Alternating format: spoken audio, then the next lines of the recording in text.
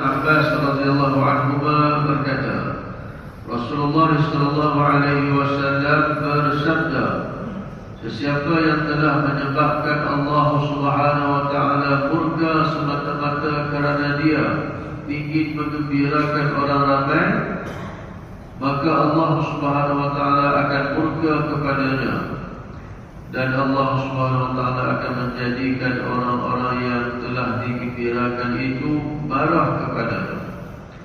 Sementara sesiapa yang mencari keridhaan Allah Subhanahu wa taala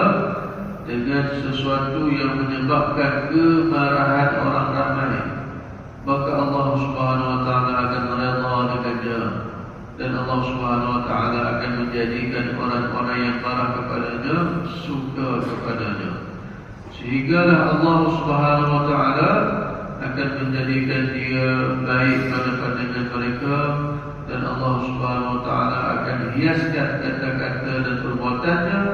sehingga dipandang baik oleh orang